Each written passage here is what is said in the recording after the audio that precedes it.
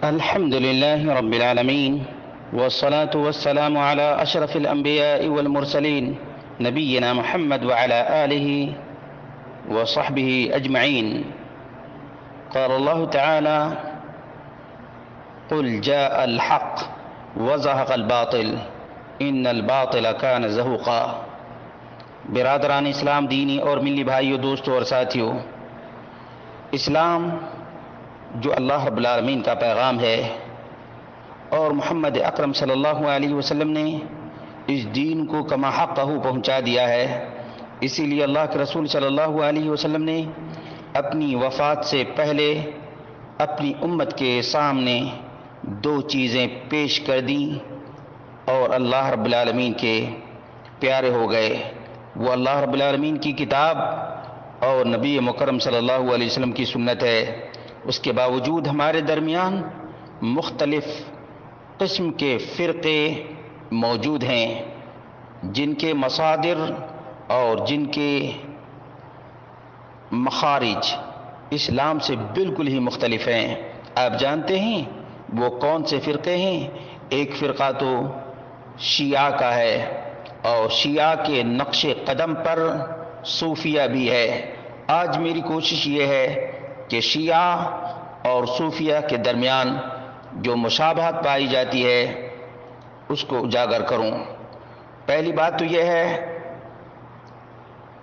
کہ شیعہ نے سب سے پہلے قبروں کی تعظیم کی ہے اور مزارات کی تعمیر کی ہے، قبروں کو سجدہ کیا ہے اور رب واحد کے ساتھ شریک ٹھہرایا ہے. صوفیہ بھی قبروں کی تعظیم کرتے ہیں اور اولیاء کی دہائی دیتے ہیں.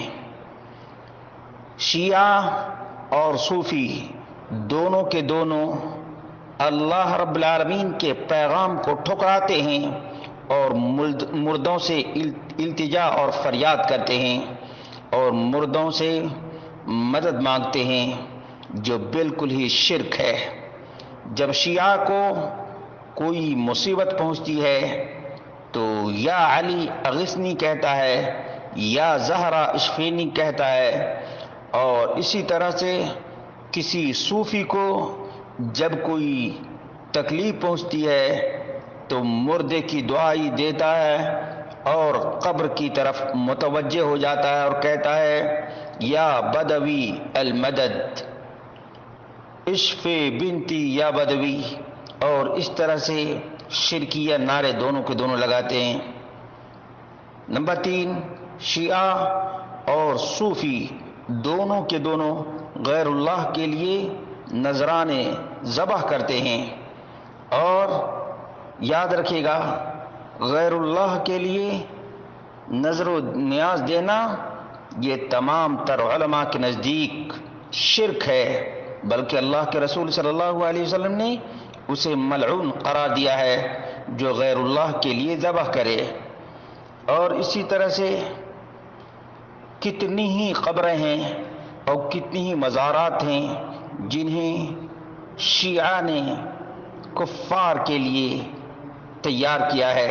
مثال کے طور پر ابو لولو مجوسی، جو عمر بن خطاب رضی اللہ عنہ خلیفۃ المسلمین اور 10 مبشرہ میں سے صحابی جلیل کا قاتل ہے، اس کے باوجود آج یہ شیعہ رافضی ابو لولو المجوسی کی قبر کی زیارت کرتے ہیں اور تبرک حاصل کرتے ہیں، جبکہ معلوم ہے کہ یہ مجوسی ملعون قاتل عمر ہے. اس کے باوجود یہ شیعہ رافضی ابو لولو کی قبر کو پختہ بنائے ہیں اور بڑا سا مزار بنا کر تبرک حاصل کرتے ہیں. اسی طرح سے صوفیوں کو دیکھیں کہ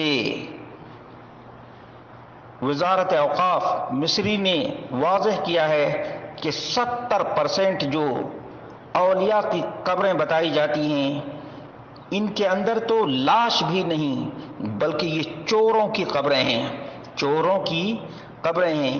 یہاں تک کہ ایک گدھے کی قبر پر چند لوگ جمع ہو گئے اور ان صوفیوں نے گدھے کی قبر کی پوجا اور پرستش شروع کر دی۔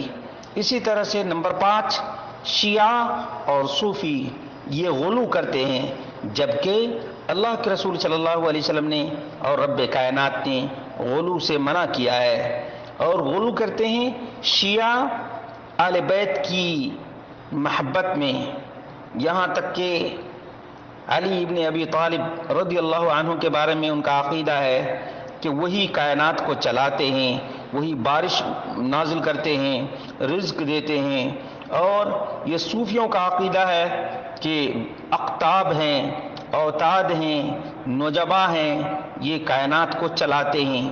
دیکھیے مشابہت شیعہ میں اور صوفیوں میں کتنا بڑا یہ شرک ہے اور کتنا بڑا کفر ہے، العیاذ باللہ۔ نمبر 6، اللہ رب العالمین نے پیمانہ دیا ہے، قل ان کنتم تحبون اللہ فاتبعونی یحببکم اللہ ویغفر لکم ذنوبکم۔ اے نبی پاک صلی اللہ علیہ وسلم آپ کہہ دیجئے کہ اگر تم اللہ رب العالمین سے محبت کے دعوے دار ہو تو میری پیروی کرو، اللہ تم سے محبت کرے گا، تمہارے گناہوں کو معاف کر دے گا۔ ایک مومن آدمی کے لیے یہ امتحان کی گھڑی ہے کہ وہ واقعتاً اللہ رب العالمین سے محبت کرتا ہے یا نہیں۔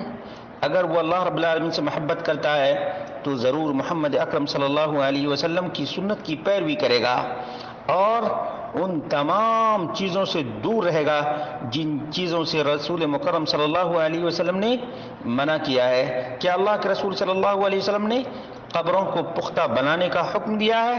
رب کعبہ کی قسم کھا کر کہتے ہیں نہیں، کبھی نہیں۔ لیکن ان کو دیکھ لیجئے کہ یہ کس طرح سے قبروں کو پختہ کرتے ہیں۔ شیعہ بھی قبروں کو پختہ کرتے ہیں اور یہ صوفی بھی قبروں کو پختہ کرتے ہیں۔ یہ دونوں کے دونوں ایک ہی سکے کے دو رخ ہیں، ایک ہی سکے کے دو رخ ہیں، دونوں سائیڈ ہیں۔ نمبر 7، تمام علماء کا اجماع ہے اس بات پر کہ عبادات میں اللہ اور بندے کے درمیان کوئی واسطہ نہیں ہے، کوئی واسطہ نہیں ہے۔ دعا ڈائریکٹ اللہ رب العالمین سے کرنی چاہیے، عبادات ڈائریکٹ اللہ رب العالمین کے لیے کرنی چاہیے، لیکن یہ لوگ نہیں سمجھتے۔ وہ آل بیت کا سہارا لیتے ہیں، یہ اولیاء کا سہارا لیتے ہیں، جبکہ دونوں کے دونوں ایسے ہی ہیں جیسے کفار مشرکین عرب تھے۔ وہ کہا کرتے تھے ما نعبدهم الا ليقربونا الى الله زلفى، ہم ان کی عبادت اس لیے کرتے ہیں تاکہ یہ ہم کو اللہ کے قریب کر دیں۔ شیعہ کہتا ہے کہ ہم آل بیت کو بیچ میں واسطہ بناتے ہیں اللہ تک پہنچنے کے لیے، اور صوفی کہتے ہیں اولیاء کو ہم واسطہ بناتے ہیں۔ اسی طرح سے بھلا بتائیے کہ جو یا بدوی کہتا ہے اور یا حسین کہتا ہے یا دسوقی کہتا ہے، اس میں اور ود، یغوث، یعوق اور نصر میں کیا فرق ہے؟ یہ بھی تو قوم نوح کے اچھے لوگ تھے جیسا کہ واضح کیا گیا۔ اس لیے مومنوں، مسلمانوں، تم اللہ رب العالمین سے ڈرو، اللہ رب العالمین سے ڈرو اور ان ابلیسوں سے یا انسان نما ابلیسوں سے بچو، اللہ رب العالمین تمہیں بچائے۔ اور اسی طرح سے قرآن کریم میں اللہ رب العالمین نے جا بجا کہا کہ یسألونک یسألونک، لیکن جب بات آئی دعا کی تو اللہ رب العالمین نے کیا فرمایا؟ وَإِذَا سَأَلَكَ عِبَادِي عَنِّي فَإِنِّي قَرِيبٌ أُجِيبُ دَعْوَةَ الدَّاعِ، ڈائریکٹ اللہ رب العالمین نے کہا، اور یہ اس بات کی دلیل ہے کہ اللہ رب العالمین اپنے بندے کی ہر سرگوشی کو سنتا ہے اور اس کی دعاؤں کو قبول کرتا ہے۔ اور نمبر 10، شیطان نے صوفی اور شیعہ دونوں کو گمراہ کیا ہے اور ان کو دین کے معاملے میں الجھن میں مبتلا کر دیا ہے، الجھن میں مبتلا کر دیا ہے اور اللہ رب العالمین سے دور کر دیا ہے۔ اس لیے اللہ کے بندو، اللہ رب العالمین سے ڈرتے ہوئے ان دونوں کا بائیکاٹ کرو۔ شیعی مذہب کی اساس اور بنیاد عبداللہ بن سبا یہودی ملعون نے رکھی ہے، جو اسلام میں مکاری اور عیاری کرتے ہوئے داخل ہوا، اور نتیجہ یہ ہوا کہ خلیفہ راشد عثمان بن عفان کو قتل کر دیا گیا، شہید کر دیا گیا۔ اور ان صوفیوں کا جو گرو گھنٹال ہے وہ کون ہے جانتے ہیں؟ حلاج، منصور بن حلاج، یہ حسین بن منصور الحلاج جو کہا کرتا تھا انا الحق، کہ میں ہی خدا ہوں. اور اسی طرح سے زندیق فاسق ابن عربی جس نے کہا کہ کتے خنزیر سب کے سب وما الکلب والخنزیر الا الہنا، یہ وہ چیزیں ہیں جن کے بارے میں جاننا بہت ہی ضروری ہے. اسی طرح سے شیعہ کی کتابیں دیکھ لیجئے یا صوفیوں کی کتابیں دیکھ لیجئے، تمام کی تمام کتابیں خرافات سے، جھوٹے کرامات سے اور خزعبلات سے بھری پڑی ہیں.